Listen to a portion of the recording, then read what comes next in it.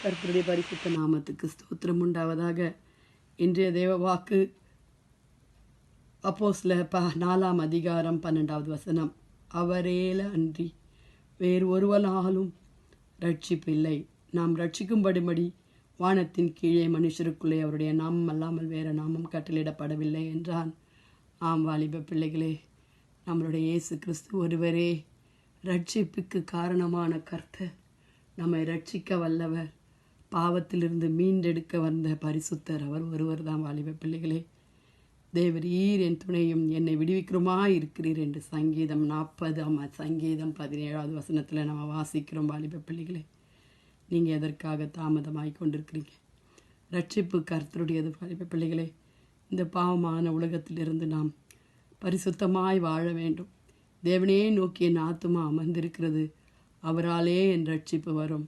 வாலிப பிள்ளைகளே, ஒவ்வொரு நாளும் கர்த்தரிடத்தில் கேளுங்க, ஏசப்பா, எந்த ஜாதி மதம் பேதம் இல்லாத ஆண்டவர் ஒருவர்.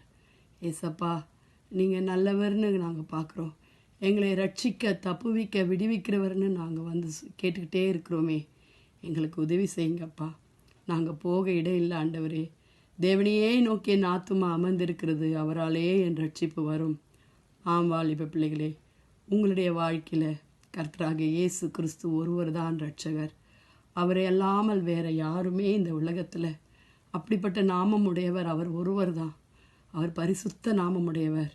நானே வழியும் சத்தியமும் ஜீவனுமாய் இருக்கிறேன், என்னை இல்லாமல் ஒருவனும் பிதாவினிடத்தில் வரான் என்று சொல்லியிருக்கிறாங்க. வாலிப பிள்ளைகளே, கடைசி காலம் அப்பா, கர்த்தரை தேடி ஓடி வாங்க. அவர் ஒருவரே நமக்கு ரட்சிப்பானவர். அல்லேலூயா, அல்லேலூயா. ஏசாயா 46ஆம் அதிகாரம் 13வது வசனத்தில், என் நீதியை சமீபமாய் பண்ணுகிறேன், அது தூரம் ஆவதில்லை, என் ரட்சிப்பை தாமதிப்பதில்லை என்று சொல்லியிருக்கிறார். வாலிப பிள்ளைகளே, ஆம் வாலிப பிள்ளைகளே, நீங்கள் எதை நோக்கி போய் கொண்டிருக்கிறீங்க? சீக்கிரம் ஏசப்பா கிட்ட வந்துடுங்க.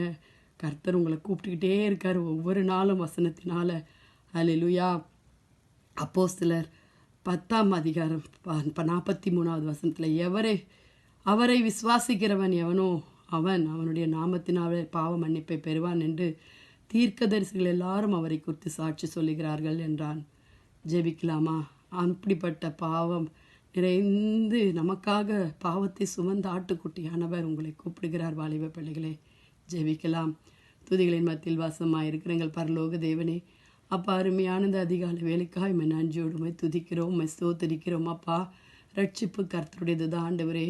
எங்களை ரட்சிக்க, எங்களை விடுவிக்க, எங்கள் பாவத்திலிருந்து எங்களை மீட்டெடுக்க நீர் ஒருவர் தான் எங்களுக்கு தேவனாக இருக்கிறீங்கன்னு நாங்கள் கேட்டுக்கிட்டு இருக்கிறோம். ஏசப்பா ஆண்டவரே, எங்களுக்கு உங்களை பற்றி தெரியாது, ஆனாலும் ஆண்டவரே, நாங்கள் கேட்டுக்கொண்ட வார்த்தையின் படியே உம்மை நோக்கி கூப்பிடுகிறோம். எங்களை விடுவித்தருளுங்க ஆண்டவரே. ஏசப்பா, இந்த நேரத்தில் பாவத்திலிருந்து விழுந்திருக்கிற பிள்ளைகளை தூக்கி எடுங்க ஆண்டவரே. உம்முடைய பிள்ளைகள் உமக்காக வாழட்டும் ஏசப்பா. ஆண்டவரே, கர்த்தாவே, வியாதிஸ்தர்களை தொடுங்க. பெண் பிள்ளைகளுக்கு பாதுகாப்பை தாங்க ஆண்டவரே. எசப்பா, எங்கு ஆனாலும் ஆண்டவரே, பரிசுத்த குலைச்சலா எசபேலின் ஆவி சுற்றி கொண்டு இருக்கிறதுப்பா. அவர்களெல்லாம் பாதுகாத்து கொள்ளுங்க. சிறு பிள்ளைகளை பாதுகாத்து கொள்ளுங்க. ஸ்கூல்களில் போகிற பிள்ளைகளை பாதுகாத்து கொள்ளுங்க ஆண்டவரே. பாவம் நிறைந்த உலகத்தில் வாழ்ந்து கொண்டிருக்கிறோம். எங்கள் பிள்ளைகளெல்லாம் பாதுகாத்து கொள்ளுங்க. வாலிப பிள்ளைகளை விசேஷமாய் பாதுகாத்து கொள்ளுங்க ஆண்டவரே. மனுஷராய் பிறந்த நாங்கள் எல்லாரும் பாவத்திலிருந்து வந்தோம்ப்பா. ஆனாலும் பாவமான இயேசு கிறிஸ்து எங்களுக்காக பாவமானீர் ஆண்டவரே. எங்களை சுகப்படுத்தி பலப்படுத்தி வழி நடத்துகிறீர் ஐயா.